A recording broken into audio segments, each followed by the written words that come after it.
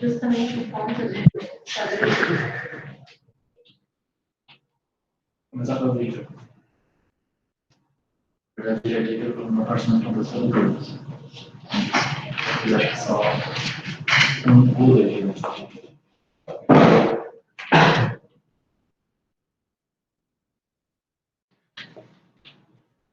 Bom, gente, assim, aí durante aí a conversa, vocês aí de casa ou de onde vocês estiverem, participem também, viu? Só abra o microfone e falem aí, por favor.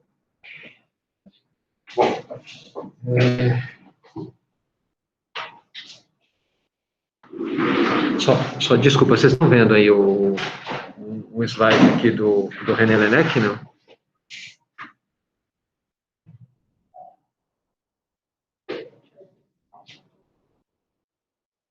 Deixa eu ver se eu fechei o microfone de novo. Ah, sim, está vendo, sim. Perfeito.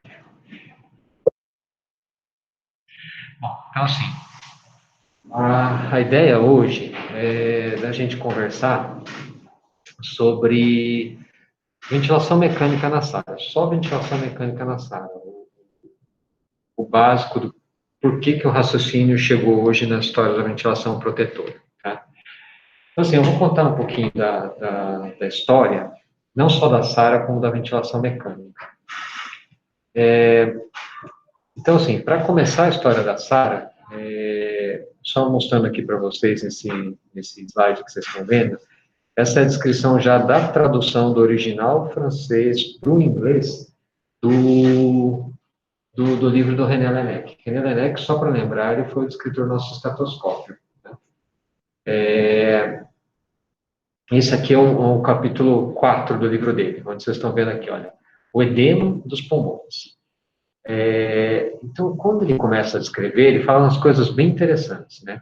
O edema dos pulmões é caracterizado pelo infiltrado com redução da penetração aérea. Aí vem aqui para baixo, ele fala que, assim, os pulmões eram mais pálidos, eles eram mais armados. Durante a necrópsia, acho que todo mundo já viu a necrópsia de um corpo recém-falecido, quando a gente abre o tórax, o pulmão começa a colabar. Aqui não. Quando ele abria o tórax, o pulmão ficava armado, ele até colabava um pouco, mas ficava mais tempo armado. E quando ele ia apertar, ele crepitava um pouco ainda, tá? Eu pulei aqui, mas ele fala da sintomatologia, e a sintomatologia mais comum era tosse e falta de ar, só isso, tá? Da síndrome do desconforto. E aqui embaixo ele fala uma coisa bem interessante, olha, que o edema dos pulmões raramente é uma doença primária.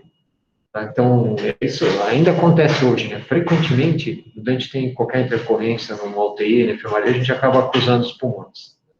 Mas, assim, isso já historicamente é frequente de acontecer. Bom, mas essa é a primeira descrição, então. Aí, em 1967, veio essa primeira descrição publicada do Lancet. Na verdade, foi um grupo norte-americano, que são basicamente esses dois autores, que é o David Ashwell e o coordenador da UTI, que é o Thomas Petit. Apesar de ele não ser o senior author, ele era o coordenador da UTI. Então, olha só. Assim, esse texto ele tem uma história interessante, porque ele foi submetido para o New England negou o texto, né? Aí eles mandaram para o Lancet aceitou. E hoje, na medicina intensiva, é o segundo texto mais citado, né, da história da medicina intensiva. A primeira é a descrição da parte 2, a segunda é ele. Mas olha, vejam que interessante aqui. Eles descreveram 12 pacientes. Vocês vão ver aqui na tabela das doenças, que a maior parte deles eram politraumatizados. Tem um ou outro doente com doenças clínicas aí. Eram doentes relativamente jovens, né? E olha só, nessa época já se descrevia uma coisa que hoje é relativamente frequente, que é a sobrecarga de fluido, tá? Que está aqui no cantinho. Alguns quantificados, né? 7.500, 9 litros, alguns são em cruzes. Essa casuística tem uma coisa interessante, que a mortalidade dela foi de 50%, que é uma mortalidade muito baixa para a época. Tá? E mais do que isso, desses 12 pacientes, 5 deles usaram CPAP, um CPAP de 5 centímetros de água. E assim, funcionalmente, eles melhoravam muito a oxigenação com esses 5 centímetros de ar. Uma coisa interessante aí na descrição. Eles não conseguiram correlacionar a sobrevivência ao CPAP, mas, assim, os doentes foram bem cuidados, né? Outro achado interessante dessa casuística está aqui nessa figura aqui de baixo, tá? Aqui está em preto e branco, isso é um HE do corte histológico de um paciente que morreu. E, é que assim, está preto e branco, mas que a gente pode ver que não tem ar, tem vários núcleos aqui juntos, né? Então tem um filtrado inflamatório intenso, tem e ausência de ar, né? Assim, a gente não vê via aérea e não vê espaço aéreo alveolar, propriamente dito. Tá? Mas eles não conseguiram porque faltou a ideia ou porque eles não conseguiram significância de correlacionar com a PIB? São só 12 pacientes, né? Então, mesmo se tivesse alguma coisa, era difícil falar. Assim, causalidade é sempre difícil falar quando você está no segmento assim, prospectivo e retrospectivo. Pequeno, assim, mais difícil ainda. Mas perfeito. Olha, outra coisa também, quando eles conseguiam fazer a radiografia, o que se via era isso aqui, um filtrado difuso ali dos pulmões. O que a gente vê meio que habitualmente ali, né? Bom, mas enfim, a gente começou aqui na época do René Laennec, em 1821, e viemos até 1967 com o David Ashmore. Esse período foi um período bem grande aí de ganho de conhecimento, basicamente pela Guerra do Vietnã, onde os norte-americanos ali levaram uma surra lá dos Vietcongs, né? E todos os soldados feridos do Vietnã, eles eram retirados no sul do Vietnã, pelo porto de Da Nang. Então, lá, quando eles presenciavam esses soldados com os pulmões duros, hipoxêmicos, isso, assim, do desconforto respiratório, a SARA, ficou conhecido como pulmão de Da Nang, pulmão de choque, pulmão pós-traumático, ou pulmão do respirador. Tá? Essa época da história da medicina, ela foi bem importante para a UTI como um todo. Pra vocês terem uma ideia, o primeiro estudo, isso foi quase experimental, né? Não foi randomizado, mas comparando diálise precoce com diálise tardia, aqui diálise precoce era dialisar os doentes com menos de 400 de ureia. A gente tem uma ideia do nível que chegavam as coisas, né? Esse estudo foi no navio hospital norte-americano na Guerra do Vietnã.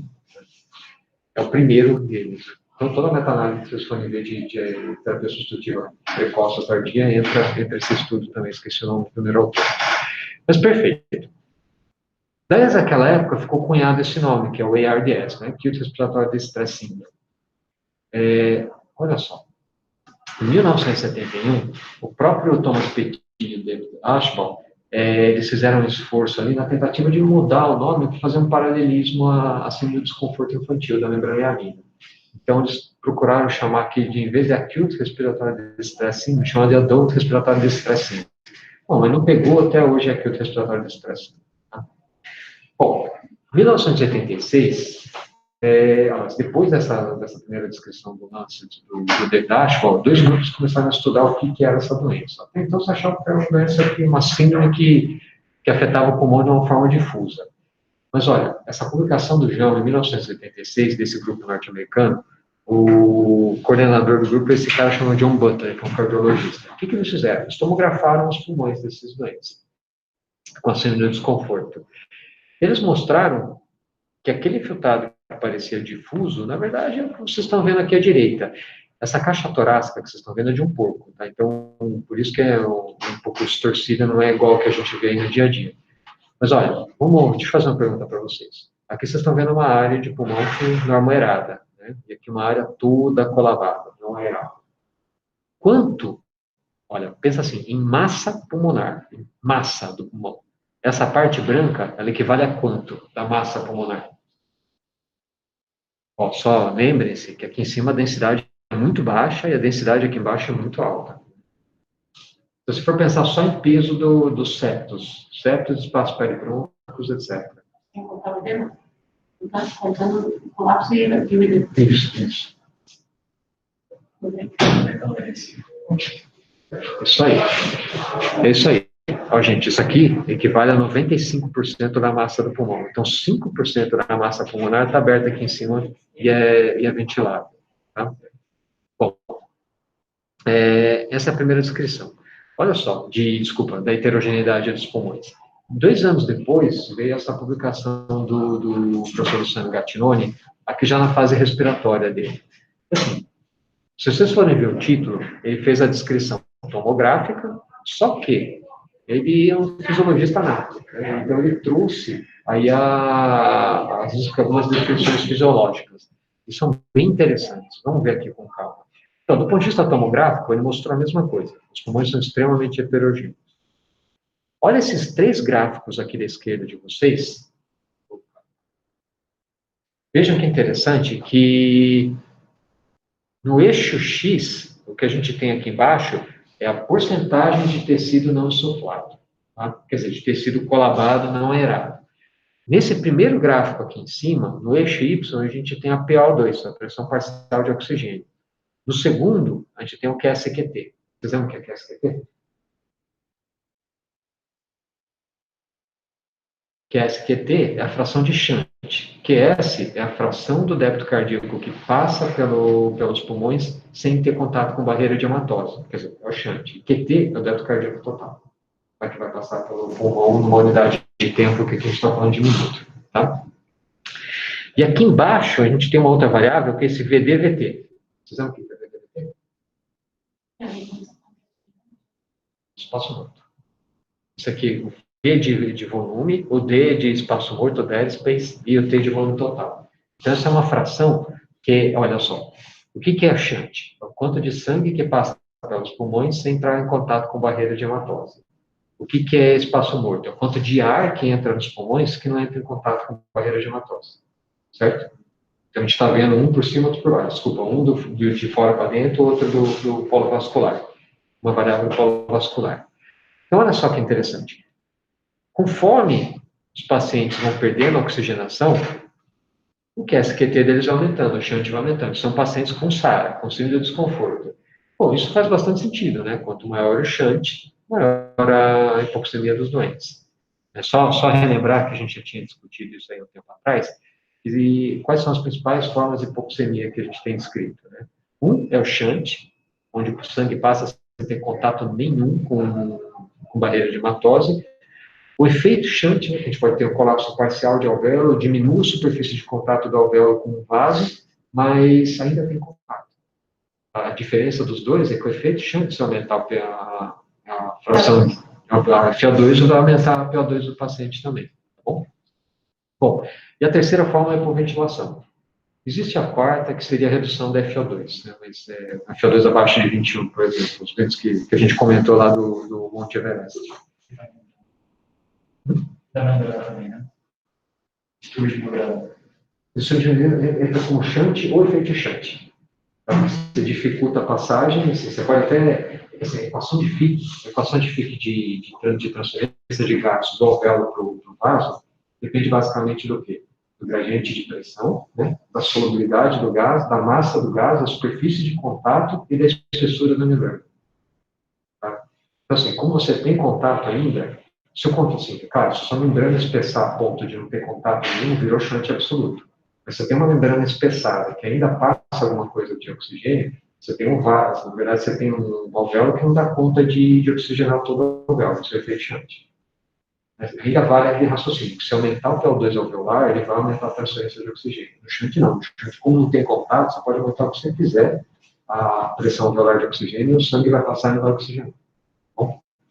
Bom, então, sim, até aqui faz sentido isso, né? Os doentes vão ficando mais hipoxêmicos às custas do aumento do QSQT da fração de shunt.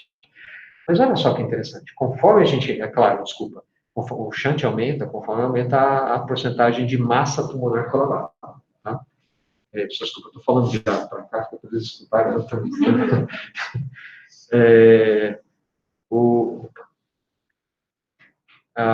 Mas olha só que interessante, conforme a gente aumenta também a quantidade de tecido colabado, a gente aumenta o VD-VT. Isso faz sentido para vocês? Espaço morto causa, a priori, assim, espaço morto causa hipoxemia?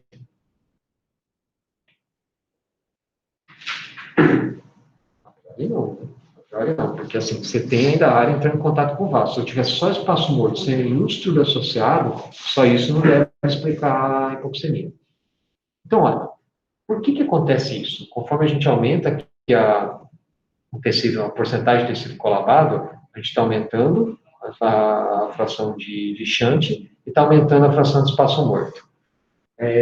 Só vamos imaginar o seguinte, gente. Eu tenho aqui um pulmão ventilando.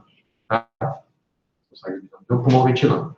Se eu colabar as bases dele, tá? Assim, tirei totalmente a aeração das bases, estão aqui fechadas as bases.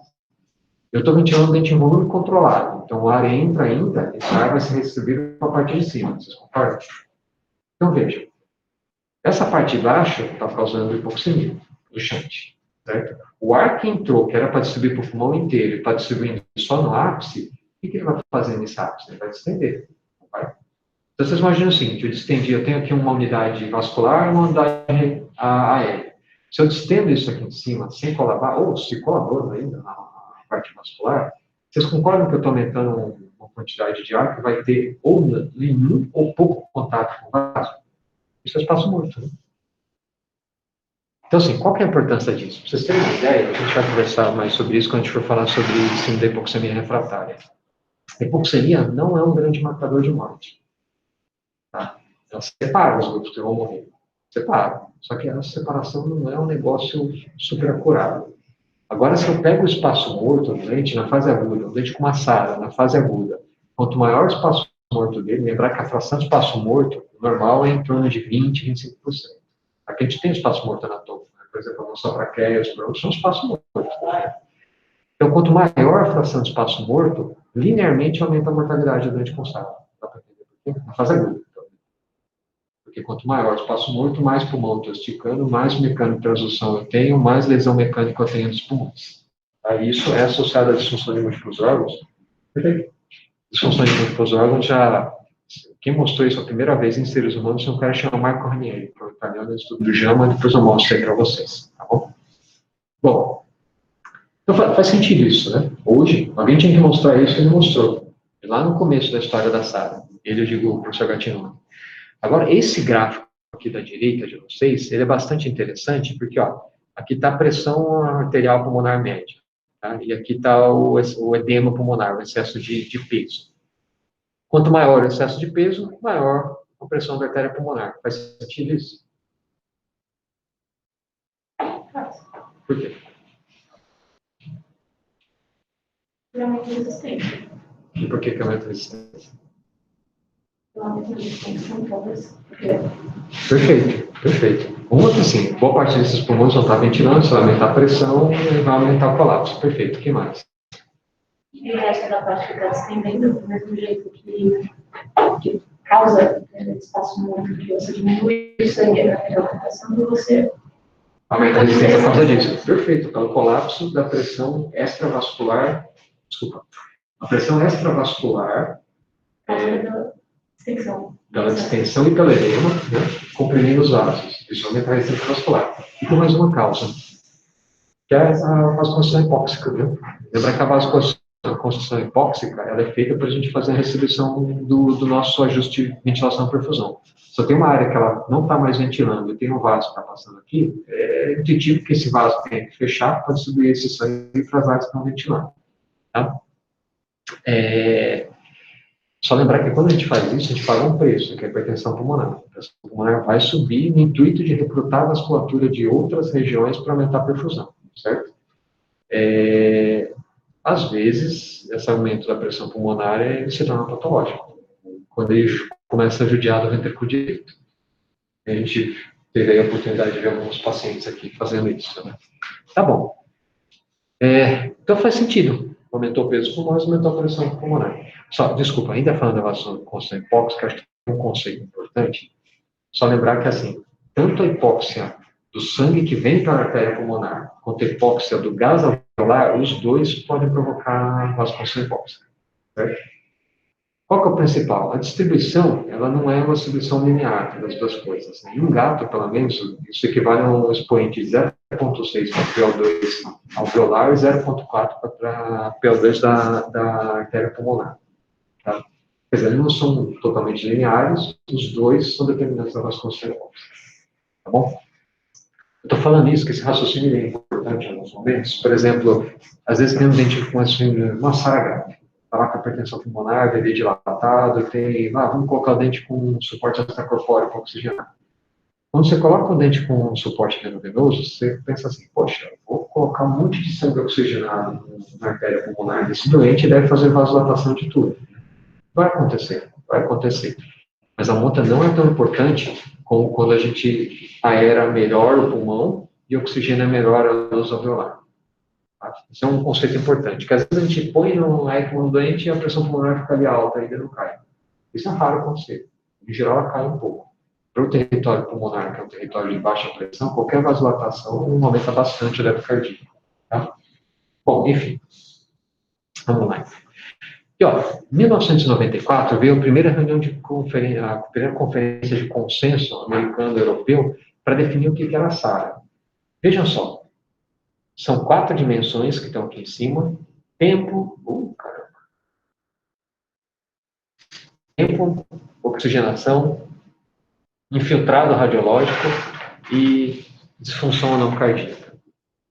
Nessa época, preste atenção que não existia o que a gente chama de SARA leve. Nessa época, tudo que tinha relação PF abaixo de 300, acima de 200, chamava lesão pulmonar aguda, tá? Com detalhe, ó, independente do nível da PIP. Timing, o tempo, era só início agudo, tá? Bom, radiológico, e assim, nessa época, para descartar a disfunção cardíaca, tinha que passar o sanguíneo. Era aconselhável passar o sanguíneo. E tudo que era abaixo de relação PF 200, aí sim chamava SARA. Também, mais uma vez, independente de PIP, e aqui está como início agudo também. Olha, a gente teve recentemente aí o consenso de Berlim, onde a gente usa os critérios de Berlim. Os critérios de Berlim foram os primeiros que trouxeram uma análise estatística mostrando que essas 3 características são capazes de separar quem vai morrer mais ou vai morrer menos. Tá? Até então era só assim, ó, o que você acha, o que você acha, o que você acha. Tá? Bom, vamos lá. Vamos pensar assim, olha. Hoje no Berlim, primeiro, não existe mais esse ELI aqui no Brasil, a gente chamava de lesão pulmonar aguda, LPA. Tá? Então, assim, o tempo. Quanto que é o tempo para Berlim? 7 dias, perfeito. Na oxigenação, o que tinha de diferente agora, o que tem de diferente agora em Berlim? Perfeito, tem que ter 5 de PIP, tá? E basicamente é isso, o resto é parecido. Só a gente pode ter outros marcadores, ecocardiográficos, presença de BNP, etc., para marcar disfunção cardíaca. Mas mesmo disfunção cardíaca hoje, por Berlim, a ideia é a seguinte: você acha que, se o mesmo estudante tem disfunção cardíaca, você acha que ele não é importante para causar o que está acontecendo, quando você está acompanhando o doente, você tem uma percepção, às vezes, que é um pouco mais acurada, isso está valendo. Tem gente com disfunção cardíaca que pode ter SARA. Bom, perfeito. Essa é a história, basicamente, da SARA, que eu falei para vocês. Aí, vou contar a história paralela, na verdade, é uma história mais ocidental, né, da ventilação mecânica. Tudo começa aqui, ó, em 1929, com esse indivíduo aqui em cima que chama Philip Drinker. Philip Drinker é esse cidadão. Philip Drinker, ele não era profissional da saúde, ele era engenheiro químico. Só que o irmão dele era biólogo. O irmão dele trabalhava com complexomografia de animais pequenos. Então, o que ele fez? Uma vez ele presenciou o irmão dele trabalhando com sapo. Enquanto ele estava no plexomógrafo, o sapo respirava, a membrana mexia. O sapo morria, parava de mexer a membrana. Aí ia lá, mexia na membrana, o sapo respirava. Ah, legal, consigo fazer os animais respirarem, né? Aí ele começou a estudar um gato. Aqui, ó, começou a estudar gato. Aí ele trocou o animal, começou a estudar o ser humano aqui. Essa aqui é a primeira curva PV feita no ser humano, tá? Ele fez uma regressão linear, mas dá para ver já que era um signo. Isso com um ventilador de pressão negativa. Essa é a publicação de 1929 do Philip Drinker. Só que essa descoberta, que foi por mão de ácido do Philip Drinker, teve bastante impacto aqui em 1950, na primeira fase da epidemia de pólio. Essa aqui é uma foto que tem a publicação dele no JAMA, ou se vocês entrarem no site do CDC, tem essa mesma foto. Que interessante, né? Isso aqui é uma UTI, né? É uma UTI com pulmões mecânicos, pulmões de aço. eu costumo fazer uma brincadeira, porque assim, aqui tem 4 pacientes para um enfermeiro, né? Então, assim, Estados Unidos, 1950, equivale a nós aqui no HC, agora, nos anos 2000, 2020. Bom, tá bom. Então, assim, aqui foi o grande impacto. Mas, um dos momentos mais importantes da história da medicina intensiva, veio no ano seguinte, aí 2 anos depois, na verdade, em 1952, em Copenhague. Quem entrou aqui na história foi esse indivíduo que é um anestesiologista chamado Björn Gibson. Björn Gibson era um anestesiologista formado em medicina em Copenhague, ele foi para Boston fazer a formação dele, ele voltou para Copenhague. Ele era conhecido como anestesiologista dos grandes cirurgiões, que operavam 2, 4 horas naquela época, cirurgias enormes. E como é que ele fazia isso? Ele anestesiava o doente e fazia uma traqueostomia e ventilava os doentes pela traqueostomia com um sistema que parece muito a calçadada que a gente usa hoje para evitar a relação de CO2, e para evitar eliminar os gases anestéticos aí para o ambiente. Aí acabar anestesiando toda a equipe. Bom, perfeito. O que aconteceu, então? Ele fazia anestesia para os grandes cirurgiões. Em Copenhague, nessa época, existia um hospital chamado Blenheim, que era o hospital Emília Rivas aqui de São Paulo, onde desviavam todos os pacientes com doenças moléstias, com doenças infecciosas. E é lá que eles começaram a receber a molecada com pólio. A mortalidade deles começou muito alta, só com mortalidade em torno de 85% dos doentes com pólio. E eles tinham um pulmão de aço, que não dava conta para todo mundo. Aí o que eles fizeram? As pessoas foram morrendo, eles chamaram o Björn Gibson, como ele era um especialista de moléstias respiratórias e suporte respiratório, ver o que ele pensava do que poderia estar acontecendo. Então, qual foi a conclusão? Ele foi ver como é que as pessoas morriam na descrição. Todo mundo ansioso, taquicárdico, hipertenso, suando frio. Nas necrópsias, os pulmões eram normais. Se abria o tórax, estava lá todo o pulmão armado, daqui a pouco começa a colabar, crepitava. Aí ele fez uma analogia. Quando ele ventilava os pacientes dele, e ventilava um pouco menos, deixava hipoventilando, eles ficavam desse mesmo jeito, né? Sono frio, cianóticos, taquicárdicos, anestesiados, mas taquicárdicos, hipertensos, sono frio e cianóticos. Então, poxa, parece que é hipoventilação, né? Faz todo sentido, é uma doença neuromuscular, uma doença hipoventilar. Outra coisa que ele já tinha percebido na anestesia é que quando você vai ventilar na mão dos pacientes, se você começa a ventilar superficialmente, dá algumas horas de cirurgia e fica com dificuldade para colocar ar, porque onde o pulmão está colabando, a elastância aumenta bastante os pulmões. Aí o que ele fazia então? Ele começava a ventilar com volumes correntes altos já desde o início da cirurgia, tá? Então, só para a gente lembrar uma coisa, quanto que é o nosso volume de corrente fisiológico? Calmo, tranquilo. Quanto que a gente faz volume de corrente, mais ou menos? Não é um valor fixo, claro, a gente varia bastante, a nossa ventilação é caótica, mas na média dá quanto? De 4 até 7 ml por quilo, né? Não é muito, mas também não é pouco.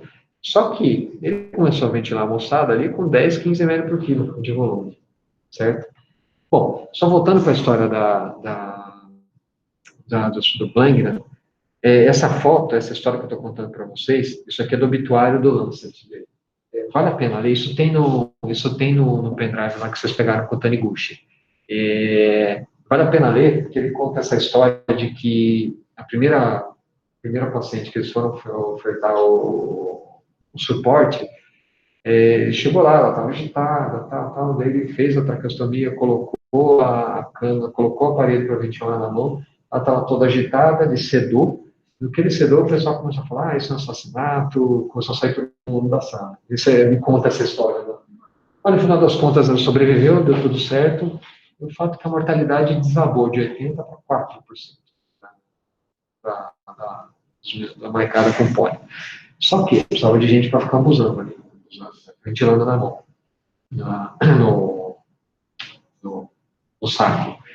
E o que eles fizeram? Então, eles trouxeram todos os alunos da Faculdade de Medicina, pararam a Faculdade de Medicina por causa disso, trouxeram os médicos, enfermeiros, farmacêuticos aposentados e dentistas aposentados também para ficarem revisando em torno de 8 horas ventilando a molecada. E a mortalidade foi baixíssima, partir daí.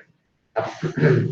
Bom, enfim, a epidemia acabou, desculpa, não acabou, né? Em 1953 ela migrou principalmente para a Suécia, onde eles tiveram muito menos problemas, e aí o Bjorn Gibson, está aqui embaixo, ele fundou a primeira dita UTI nos modos modernos. Lembra que a UTI, ela vem lá da Florence Nightingale, ela que criou a ideia de UTI, de concentrar todo mundo grave num canto só. E ela já tinha mostrado a redução de mortalidade também absurda. Bom, ele criou essa primeira UTI para os pós-operatórios. Ele foi considerado o criador da primeira UTI dos modos modernos, tá bom? Bom, então, vamos lá. Veja só, a gente viu duas histórias que correm em paralelo. A história de uma doença que diminui o espaço de ventilação, né, dos pulmões, e de um suporte que ele aumenta bastante o volume da história. Diga, Clara.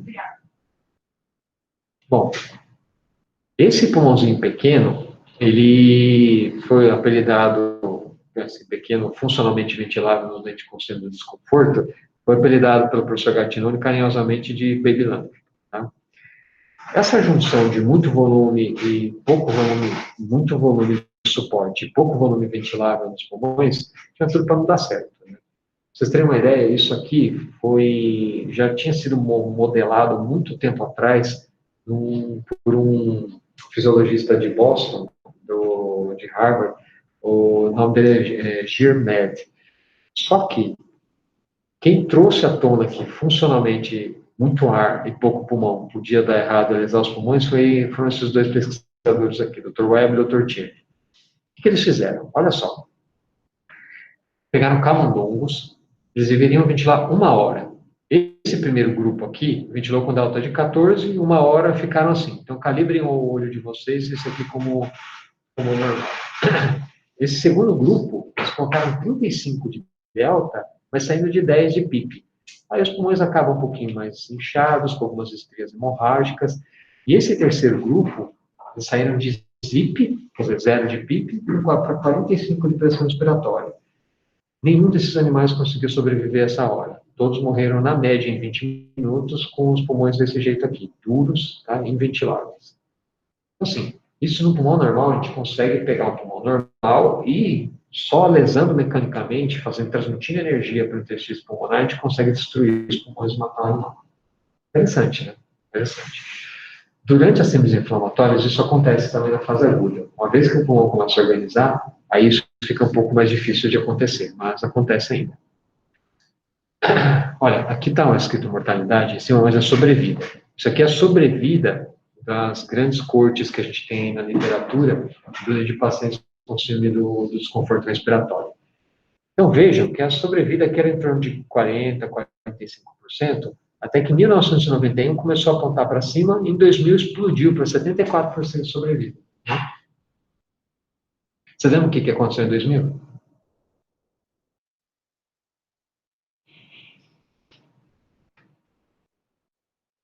Em 2000 foi a publicação do estudo ARMA, exatamente, do estudo ARMA do grupo ERDS Network. Mas aqui em 91, que começou a apontar para cima, teve uma ocorrência interessante também. Ó. Foi a publicação dessa corte, que é de um grupo que é australiano, neozelandês.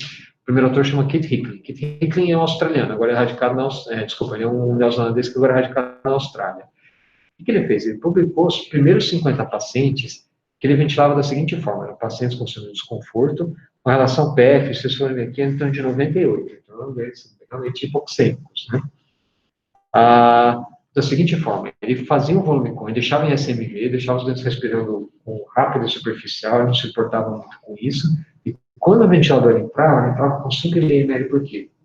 Quer dizer, ele diminuiu bem o volume. E ele permitia que o CO2 subisse até um número mais ou menos de 70 milímetros de mercúrio. Está aqui, ó, 70. Um ou outro paciente escapou, mas ele tentava deixar em 70 de CO2. E a sobrevida desse grupo foi de 70%. Aí a pessoa assim, olha, faz todo sentido isso, né? Todo mundo que lia essa história fazia muito sentido isso. Você tem uma doença que diminui o espaço aéreo, tem um suporte que põe volume lá dentro. Então, se eu diminuir o volume que entra, talvez eu lese menos os pulmões, talvez eu cause menos mortalidade. Tá? Bom, enfim. 2 anos depois tem esse editorial. Esse editorial é do professor Booker Lachman. O professor Booker Lachman, ele foi o pai do Open Lang Approach, que é a história de a gente recrutar todo mundo, deixar com a pipe alta. De onde nasceu isso? Isso aqui é um editorial, na verdade, de um texto de um sueco, de um cara que chama Jostram. O que esse sueco fez? Ele pegou um grupo de porcos, ele tirava o surfactante lavando os pulmões e ventilava em diversos grupos. Um com pipi alto, volume alto, outro com pipi alto, volume baixo, um com pipi baixo, volume alto, outro com pipi baixo, volume baixo. Ele chegou aí à conclusão no estudo dele que quanto maior a pipi, mais homogênea a ventilação, melhor os animais oxigenados. Tá? Mas olha, tem umas colocações aqui que são importantes. Essa aqui é uma delas, ó. Pra vocês terem uma ideia.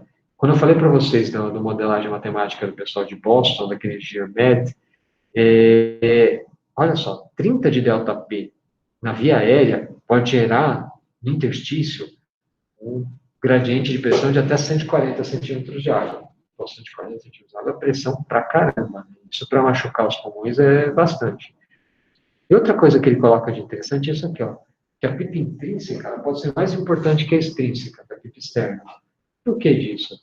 Lembrar que aqui é um conceito que é a primeira vez que eu vou falar no dia de hoje. SARA não é só doença de pulmão, é doença sistêmica. E quando a gente fala de aparelho respiratório, SARA também acomete via aérea.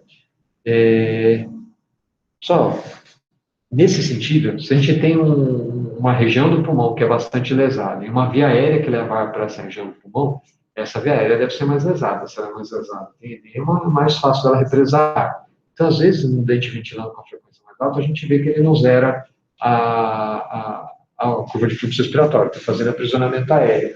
Mas a gente precisa pesar se isso não é bom para ele ou não, porque, em geral, quem está represando são as vias aéreas que têm mais lesão pulmonar. Tá? Bom, perfeito. Claro que, assim, acho que a gente tem que levar em conta isso. Isso não está causando repercussão nem hemodinâmica, nem no próprio sistema respiratório. Se a gente não está perdendo complacência, ganhando elastância com o passar do tempo.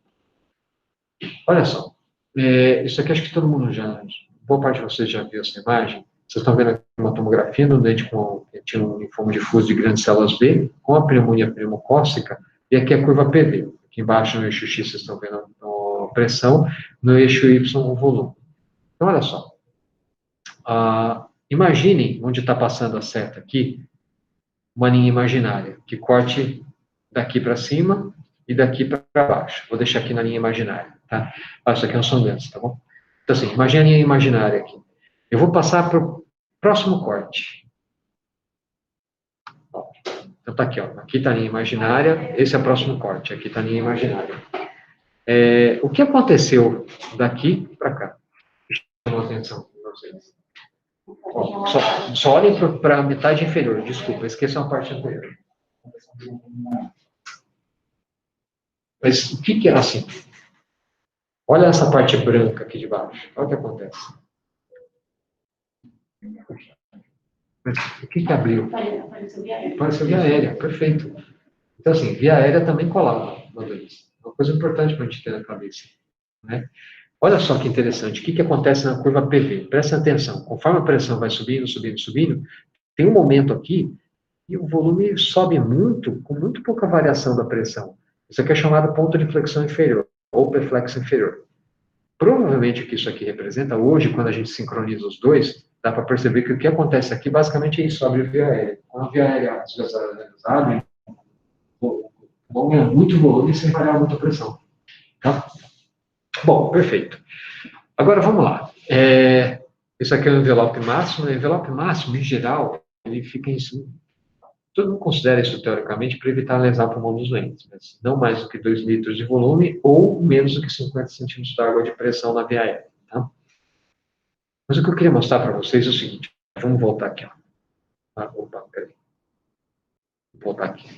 Aqui a gente tem uma região, que, ó, presta atenção na imagem enquanto ele tem de colapso. Tá?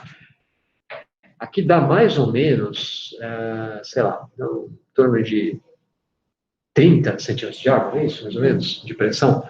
Ó, eu vou deixar a seta aqui, tá bom? Em cima do ponto amarelo e vou mandar para frente. Aí volta para cá e volta para cá. A seta está aqui, ó. A pressão anterior estava aqui. Então, vejam, agora, nesse momento, a pressão é menor do que era antes, não é? Para o XX. Mas, o que aconteceu com o pulmão? O pulmão que está muito mais aberto, não está? O que é isso? O que isso está dando de recados para a gente? Você precisa de muito mais pressão para abrir. Perfeito. Esse é o conceito da esterese, né? Precisa de muita pressão para abrir e menos pressão para manter aberto. Por que isso acontece? Não, por causa das propriedades viscoelásticas do pulmão e também, assim, das propriedades viscoelásticas, a gente lembra da bexiga, né? Quando você começa a encher a bexiga, você tem que fazer uma força grande. No final, ela vai mais, com menos pressão. Você precisa fazer menos força no seu sopro ali para encher a bexiga. Mas tem uma outra coisa. Se eu pegar, por exemplo, uma placa de vidro, tá? Eu molho a placa de vidro, aí coloco outra placa de vidro em cima. Quer dizer, a tensão superficial aqui no meio é muito alta agora, você concorda? Eu consigo separar as placas de vidro? É consigo, tem que usar uma força grande. Imagina o véu, que ele está úmido, vem a parede e puf, ele colabora. É a mesma coisa. Você precisa fazer uma pressão muito grande para ele abrir.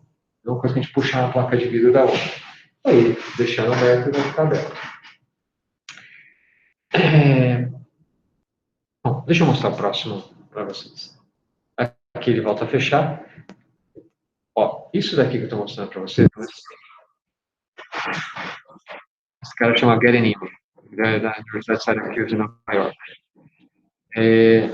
O que é isso? Isso aqui é uma coisa que chama estereomicroscopia de superfície. Ixi, caramba. É uma técnica. Nossa, consegui destruir o negócio aqui. Deixa eu voltar mais.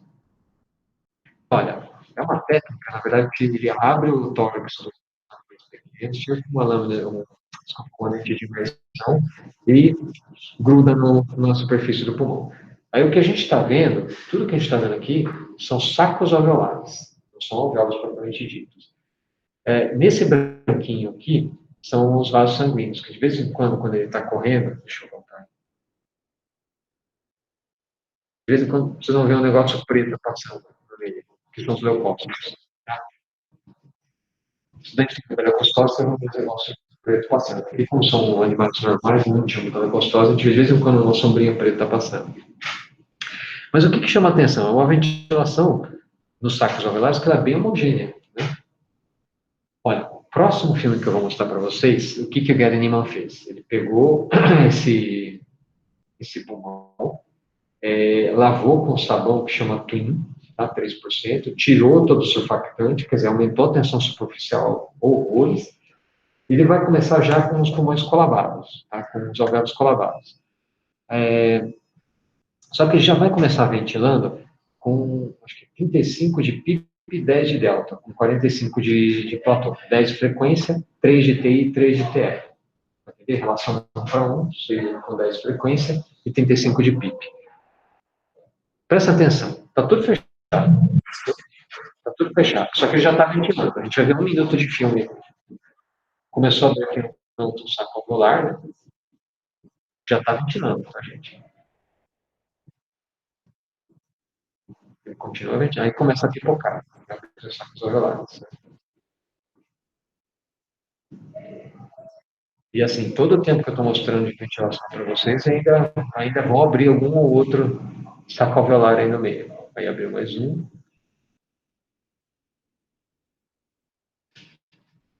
Eles vão abrindo com o tempo. O que eu estou querendo dizer para vocês?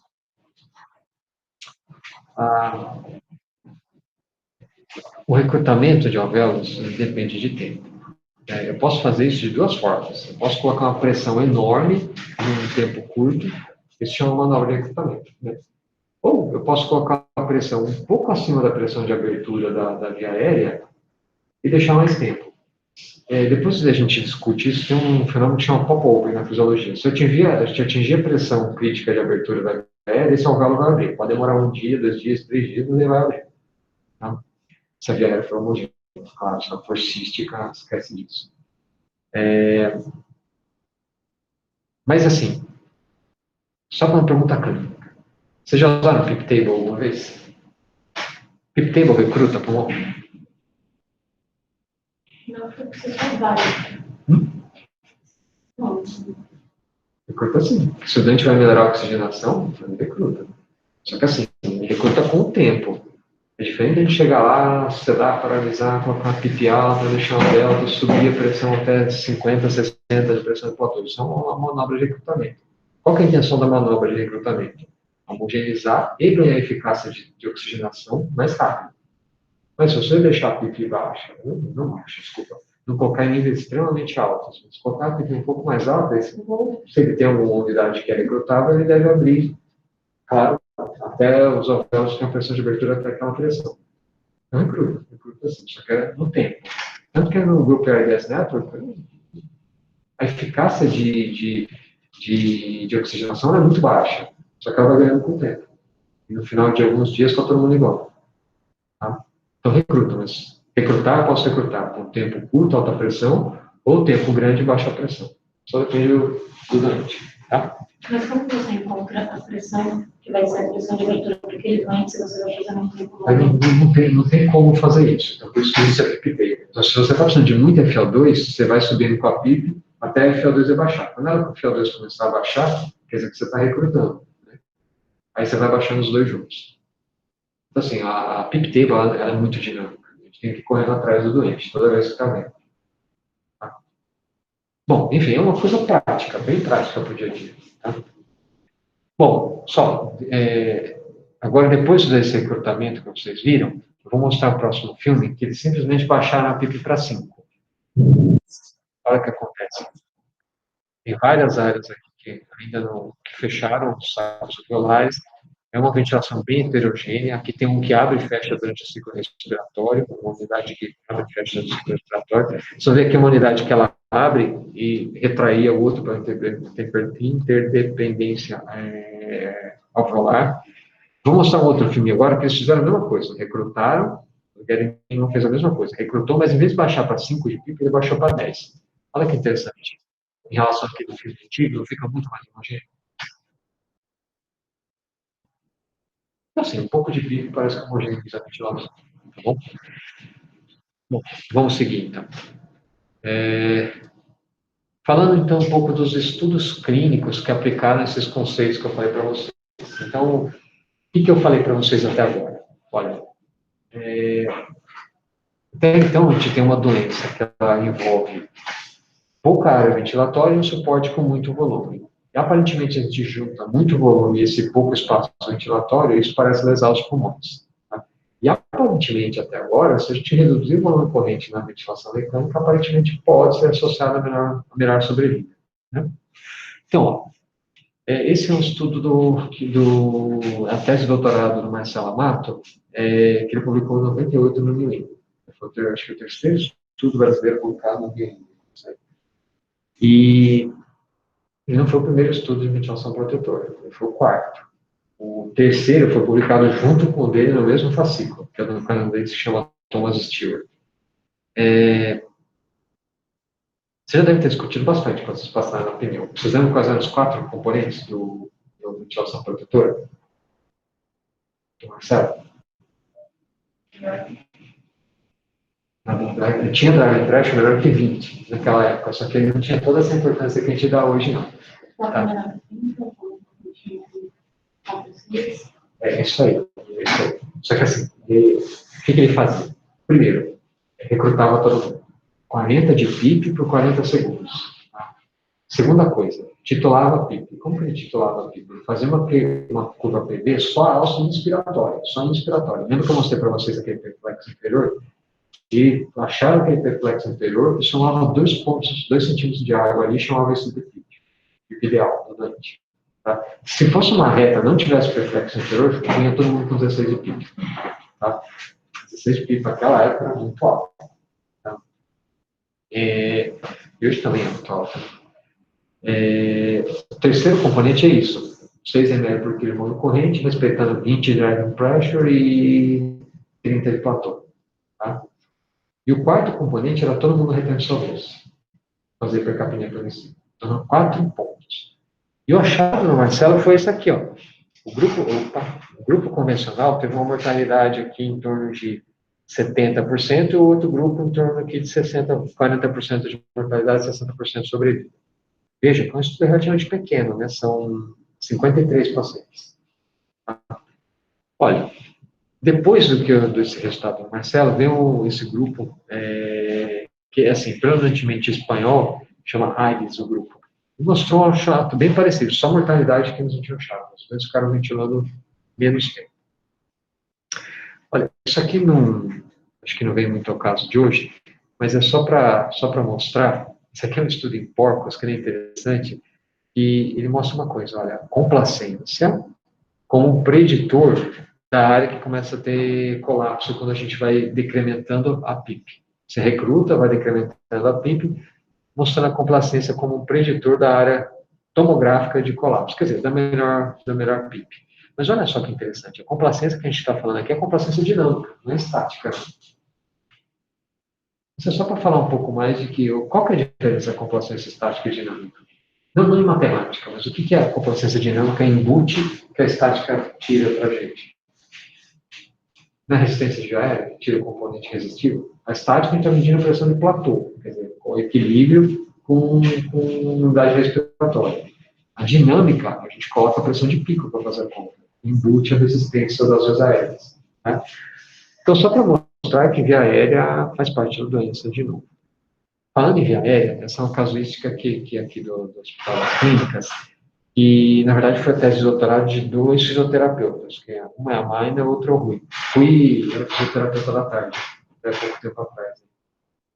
Mas, olha, o que eles fizeram? Pegaram todo mundo que morreu aqui no HC com diagnóstico de SARA, e todo mundo que morreu na cidade de São Paulo com diagnóstico de morte súbita. Eu só não vou mostrar os números, vou mostrar as imagens, fica melhor.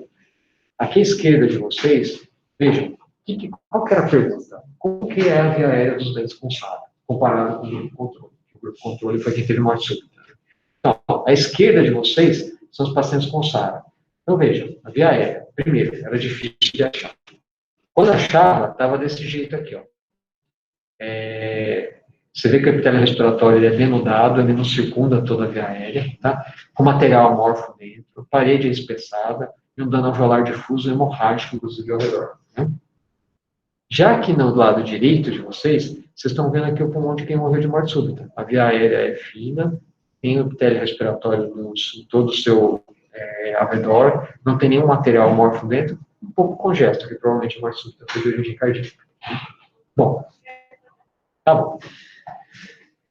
Aí vamos assim, para o próximo estudo. Esse estudo acho que é o mais importante de toda a medicina intensiva. É o estudo ARMA. Um estudo aí que envolveu 800 pacientes, 400 em cada grupo, que foi aqui, 6 ml por quilo de peso ideal e 12 ml por quilo de peso ideal. A gente não tem muito como calcular o volume corrente ideal para as pessoas. Aparentemente, o sexo e a idade são mais importantes, a altura, desculpa, são mais importantes do que o peso propriamente dito. E o jeito de integrar tudo isso que eles usaram foi uma fórmula do peso ideal que um cara chamado Denizard tinha descrito para fazer o cálculo de farmacocinética de gentamicina. O NIH assumiu essa fórmula como real, hoje é conhecido como fórmula do NIH, que é que a gente usa para calcular o peso ideal. Tá? Bom, olha só, o grupo que ventilou com um volume corrente grande, teve uma mortalidade de quase 40%, e o outro grupo 31%. Foi, 8,8% de redução de risco absoluto de morrer. Isso é uma monta muito grande de redução de mortalidade. É o estudo de maior impacto na medicina intensiva. Tá? Bom, então assim, é um estudo extremamente importante. Então, reduzir o volume corrente parece ser importante. Tem um problema, eles pararam a análise interina. Sempre que a gente para a análise interina, a gente acaba amplificando os resultados. Então, talvez não fosse tão grande essa monta de data, mas parece importante do mesmo jeito. Lembrando que todo mundo aqui está em ventilação controlada, e todo mundo em volume controlado. Eles optaram por usar o volume controlado, porque nem todo ventilador das UTIs dos Estados Unidos tinha pressão controlada. Tá? Bom, outros dados que são legais aqui, olha. Respirando sem assistência no dia 28, quer dizer, sem suporte ventilatório. 65% quem estava 100 ml por quilo, 55% com 12 ml por quilo. Resumindo, isso é SARA de verdade. 45% dos doentes ainda estavam ventilando no final do primeiro mês. Interessante isso. Interessante. Tá. Vamos lá. Bom, Ventilar com baixo volume faz todo sentido do que a gente conversou até agora. E agora, PIB alto ou PIB baixo? Aí vieram uma série de estudos tentando responder isso. Esse é o primeiro, esse é um grupo, desculpa, é um estudo do grupo AIDS Network também, que chama Alveolar. Eles fizeram uma tabela de PIB alto e uma tabela de PIB baixo. Então, tem algumas críticas ao estudo. Foram 500 pacientes, o grupo que ventilou com PIB alto era mais idoso, mais grave, mais hipoxêmico, e eles mudaram a PIB table no meio do estudo. O estudo foi neutro, né? Só a única achado que eles tiveram é que quem ventila com a PIB mais alta, oxigena melhor. Eles recrutaram os primeiros 900, os primeiros 90 pacientes. Só como eles recrutavam e deixavam a PIB baixa depois, esse ganho de oxigenação não se mantinha. Ou quem estava com a PIB mais baixa recrutou também, no final das contas, em menos de um dia já estava com o PO2 igual, relação PF igual. Então eles pararam de recrutar os pacientes. Foi só subir a PIB, os outros 410 pacientes, tá bom? Bom,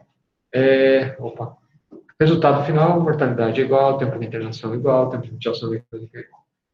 Aí a gente vai lá para a Europa. Na Europa, a gente tem esse estudo que eu acho que ele é bem legal, que chama Express. É um estudo multicêntrico francês. Os franceses são famosos porque boa parte deles odeiam PIP, odeiam pressão. E o que eles fizeram aqui? Compararam dois grupos de ventilação mecânica. Os dois com 6 ml por quilo. Só que um grupo começava lá com 6 ml por quilo, 5 de PIP, por exemplo. Em geral, eles faziam isso com 5 de PIP. Com 5 de PIP, você media a pressão de platô. A pressão de platô caía em 25. Então, o que eles faziam? Subiam 5 pontos da PIP para a pressão de platô ficar em 30. 30 de platô, daqui a pouco ele cai para 28. Então, eles subiam mais 2 pontos da PIP para subir para 30 de novo a pressão de platô. Resumindo, com o tempo, eles estão voltando, concorda? Então, perfeito. Tá? Foi isso que eles fizeram aqui. O que eles conseguiram? Mortalidade igual aos dois grupos, tá?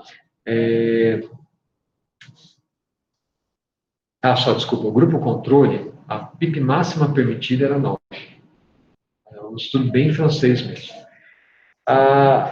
Olha só, a única diferença que eles tiveram interessante foi essa daqui. Eles estudavam os lentes com uma relação PF de 200.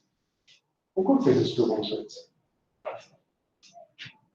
Que relação PF vocês tinham? Isso aqui é seguro, todo mundo faz assim. E já antes de uma relação PF, não, mas tudo bem. Assim, é considerado seguro acima de 150. O guideline diz, fala 150, baseado em 3 cortes, uma que tem dentes brasileiros, só que a média das cortes é 120 em relação ao PF. Só que eu chamava 150, bom, perfeito, né? Para ter uma margem de segurança. Mas, enfim, eles aqui só estudavam dentes com relação ao PF de 200. Então, eles, claro, que estudaram mais cedo quem tinha PIB mais alta, que melhorava a oxigenação mais rápido. Bom, mas a mortalidade foi igual nos dois grupos, acho que isso que é importante. Ó, aqui a gente está falando agora de 700, quase 700 pacientes, né? Deu 380, 360, não, passa de 700 pacientes. Olha, a gente volta para a América do Norte, só que agora no Canadá. Esse estudo chama LUVS. LUVS analisou 900 pacientes, um grupo usando uma PIB alta, um grupo usando uma PIB baixa, só que recrutando todo mundo por 40 de PIB por 40 segundos. Ó, de forma resumida, mortalidade foi igual nos dois grupos, o tempo de ventilação mecânica foi igual nos dois grupos. Aqui eles usaram 150 em relação ao PF para estudar os dois. Tá bom? Bom, maravilha. Andando para frente, se a gente faz uma meta-análise com dados individuais de todos esses pacientes até agora, a conclusão final é essa aqui. Quem tem relação PF abaixo de 200, aparentemente, pode ser que, quem sabe, se beneficie com a PIB mais alta. Tá? Bom, falando de meta-análise, essa meta-análise aqui foi a base do estudo ART. Tanto que, assim, foram os autores do ART, aqui o Alexandre Bias. Alexandre Bias, acho que é o maior pesquisador da atualidade aqui no Brasil, pelo menos em medicina intensiva e do ponto de vista clínico. Né? O que eles fizeram aqui? Olha, eles pegaram os 3 grandes estudos de recrutamento, comparando o PIP alto e PIP baixo, tá? Esse aqui a Carol Hodgson, é uma australiana, e o Robert Kasmarek é um norte-americano. Esse estudo chama OLA, tá? Que o HC também participou dele. Então, um N razoável, 100 pacientes cada lado. Então, quando a gente pega os estudos grandes, você recrutar e titular PIP não tinha efeito na sobrevida. Só que quando a gente pega os estudos pequenos, começa a ter. Quando te junta todo mundo, tem vantagem para o lado de você recrutar e deixar a PIP alta. Então, assim, o equipós, a pergunta do Duarte nasceu dessa meta-análise. Então, vale a pena a gente fazer o estudo analisado. E foi feito o estudo Duarte. O estudo Duarte mandou um pouquinho dos pacientes. É o maior estudo de ventilação mecânica da literatura, tá? E acho que é um dos melhores estudos também. Tem várias críticas, usou volume, fazia breath stacking, os centros não tinham tanta experiência em recrutar, mas perfeito. Mas foi um estudo desenhado para mostrar a superioridade do recrutamento com um PIP mais alto, titulado. E mostrou o contrário. Só que esse grupo morre mais. Não quer dizer que isso é verdade absoluta, mas quer dizer que a gente tem que abrir os olhos e tomar cuidado com o que vai fazer. Tá? Então, tomar um certo cuidado antes de recrutar os pacientes. Recrutar só quem realmente talvez precise, que são aqueles doentes que são inventiláveis, talvez com hipoxemia refratária, antes de pensar em colocar em ECMO. Bom, tá bom. Opa. Falar só um pouco de hipercapnia. Hipercapnia, é bom deixar o doente hipercapnia? O que vocês pensam?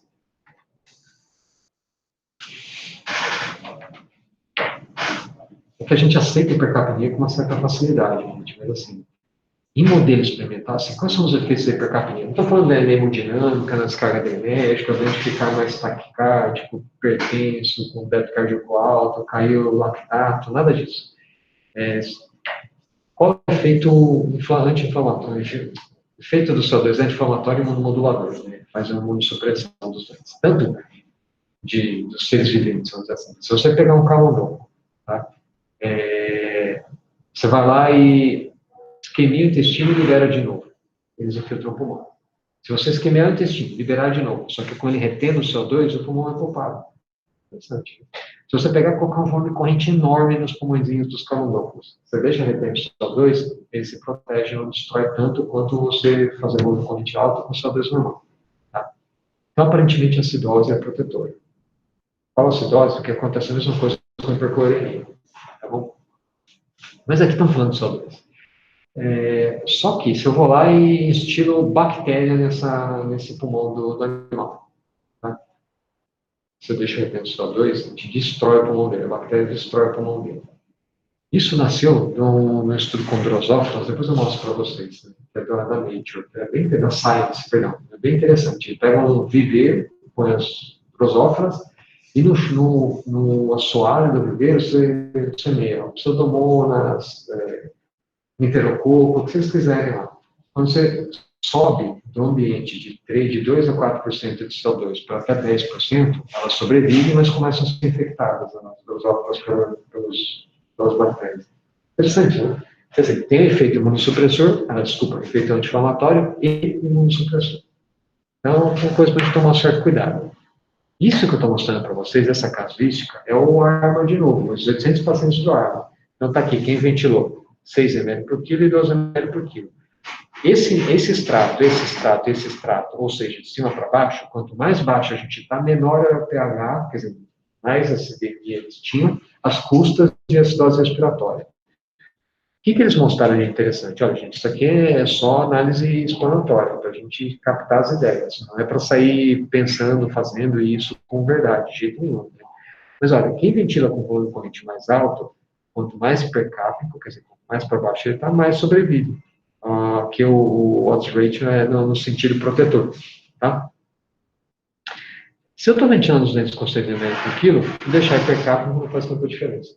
Não, faz todo sentido, né? Faz todo sentido. Mas, isso aqui, eu acho que não representa nenhuma grande evidência para a gente falar nem a favor nem contra a hipercapnia. Hoje, eu só diria uma coisa, vamos tomar cuidado com a hipercapnia. Tá? Se falar, olha, a hipercapnia permissiva é bom, eu acho que não dá para a gente falar isso hoje. Alguns doentes têm que ficar, isso não quer dizer que isso seja bom. Bom, isso aqui é só uma casuística para mostrar uma coisa para a gente. Mesmo aqueles doentes que estão com pressão de platô baixa, ventilar 6 ml por quilo ainda parece adicionar proteção para eles. Tá? Olha, eu vou falar alguma coisa rápida sobre drive pressure. Porque drive pressure, Diga. Porque driving pressure é uma coisa que, assim, faz todo sentido no mundo, né? Driving pressure nada mais é que a gente ventilar o doente com uma corrente corrigida para a complacência atual do pulmão. Deixa eu só mostrar isso para vocês aqui na frente, tem uma continha. Isso aqui, ó.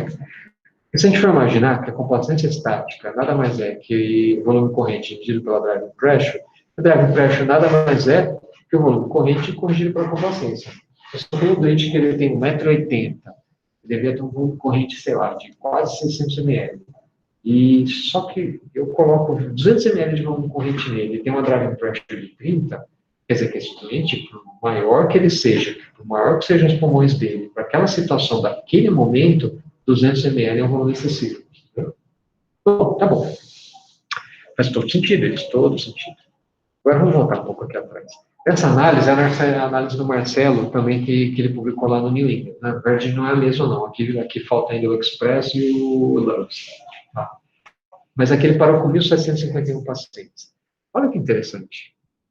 Então, se a gente pensar assim, ó, pressão de platô. Pressão de platô, conforme maior a pressão de platô, maior a chance do doente morrer.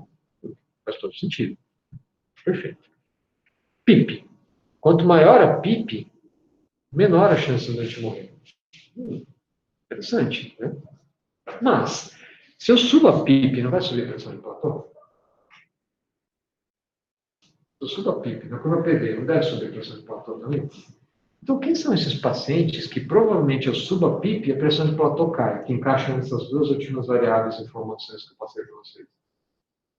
Conforme você... Exatamente. É o dente que você sobe a PIP e eles ganham complacência. É o dente que recruta. A gente tem uma monta de literatura, já relativamente, não vou dizer que é grande, mas tem uma monta de literatura onde, assim, aparentemente os pulmões recrutáveis são de doentes menos graves que não sobrevivem. Mais grave? Menos graves, que eu acho que foi contrário, desculpa. Que mais sobrevivem. Tá? Então, assim, talvez a driving pressure, ela marque realmente extensão alveolar. Só que, assim, se a gente for pegar, vamos ser bem chato no raciocínio, né? Faz todo sentido. Quanto mais driving pressure, mais eu estico o alvéolo, mais eu inflamo o alvéolo, mais eu estiro o alvéolo, mais eu inflamo o pulmão, mais eu devo inflamar os pacientes. Só que é uma coisa que a gente não conta. Quando começa a fibrosar os pulmões? Deu um, né? Então, assim, se eu estou pensando em driving pressure no D3, D4, de D10 de lesão pulmonar, o que acontece? Nessa é uma fase, provavelmente o pulmão ele já tem a complacência baixa instalada porque ele está remodelado, ele já tem uma taxa de fibrose muito grande. Esse doente eu tenho que ventilar com a driving pressure maior, senão eu não vou conseguir ventilar de forma adequada. Tem doente que, assim, a gente teve doente com H1N1 e foram 47 dias e ele estava com a complacência de 8. Depois eu mostro para vocês a tomografia dessa paciente. Mas, enfim, quando a gente fala assim, olha, o driving pressure é associado à mortalidade pela análise esqueci o nome da análise que o Marcelo fez lá no New England, isso é verdade. Mas, assim, só lembrar que a gente só pode considerar causalidade se não tiver nenhum fator confundidor aí no meio, né? E, por exemplo, a gente não sabe quem era recrutado ou não sabia como que eles tinham de fibrose ou não. São dois fatores confundidores que a gente não tem dosado. Então, não dá para a gente afirmar que aquilo é verdade absoluta. Eu acho que faz muito sentido. Mas, driving pressure, a gente tem que trabalhar com cuidado. Deixar o dente com a driving pressure baixa, mas com pH de 7, 7,1, é bem perigoso fazer isso. É perigoso. Então, assim, é o que eu penso. A gente deve ventilar o doente, não os pulmões do doente. Então, tem que falar o doente como um todo, né? De baixar a driving pressure, tá?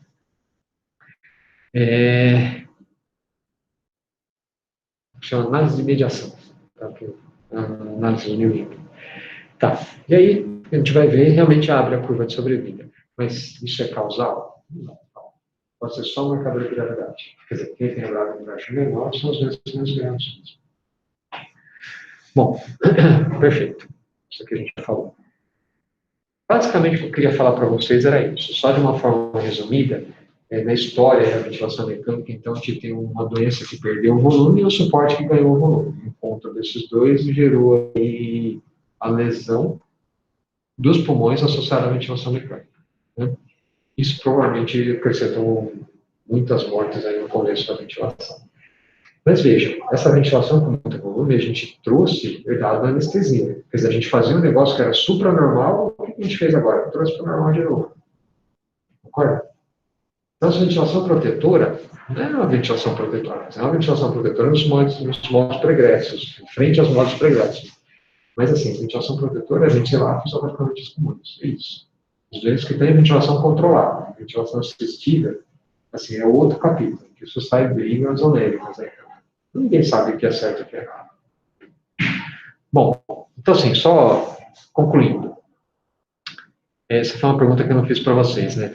Assim, quando vocês consideram a ventilação mecânica na sala? É suporte ou é terapia? Quer dizer, é uma coisa que você tem que fazer. Quer dizer, suporte é terapia? Essa é a pergunta. Suporte e terapia são quase sinônimos, né? Mas, não sei se vocês entenderam assim Algo mais passivo ou algo mais ativo, né? exatamente, por aí. O que vocês pensam? Já começa como terapia e normalmente se torna suporte. Eu só preciso. Imagina o seguinte, né? Você tem um paciente que chega. Eu sempre conto a história do paciente que o César teve. Foi interessante. Foi uma senhora de 85 anos, tinha uma pneumonia pneumocócica com relação perto de 80. Mas ela chegou sentada na cama, assistindo TV, operando no sexto andar ainda, e, assim, confortável, só que a relação perto de 80, máscara no inalante. A gente vai entubar essa noite. A gente chegou para ela e falou assim: olha, dona Maria, provavelmente a gente vai ter que colocar um tubo pela boca. Ela tirou a máscara e falou assim: não carece não. Pois não, mas não precisa se entender. Aí fica difícil, né? Porque se for terapia, vocês concordam que tinha que entubar esse dente? Agora, se for suporte, a gente vai entubar se precisar. Isso. Pensando assim, de uma forma separando a semântica. Mas, assim, não é todo mundo que precisa ser entubado nessa situação. Agora, se a gente entubar esse dente e for ventilar em ventilação controlada, aí ele vai trabalhar com um corrente mais baixo, pelo menos na fase aguda. Acho que a ventilação protetora encaixa nesse ambiente. Tá? Bom, vamos lá. Nos dentes que são mais hipoxêmicos, talvez as pipis mais altas vão melhor mesmo. Né? Qual que é a diferença entre pressão controlada e volume controlado? Isso a gente não falou nada aí, mas você já deve ter discutido isso. Tem 3 trials comparando os dois. Um positivo com pressão controlada. Metodologicamente eles são iguais. Esse trial que foi positivo com pressão controlada, os doentes em volume controlado eram mais graves. O volume controlado era mais grave. Então hoje, acho que é o melhor que a gente pode dizer. Parece que são iguais. Então ventila do jeito que você quer. Bom, esse negócio das medidas não ventilatórias são extremamente importantes. Né? Entra talvez corticoide, quem sabe curar e não ficar positivando balanço do doente. Acho que são as principais coisas aí para a gente ter na cabeça. Tá? Então, assim, vamos procurar sempre enxergar a ventilação mecânica, mesmo na área, como um suporte. Assim, não é que, assim, modifica a doença. Tá? Bom, é isso aí, gente. Vocês têm alguma coisa aí para colocar?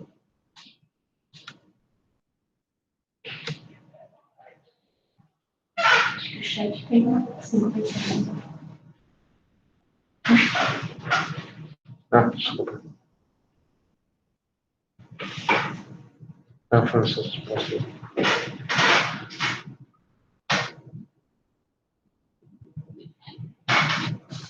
Bom, gente, vocês aí em casa, vocês têm, em casa não, desculpa, foi fora do hospital, vocês têm alguma colocação?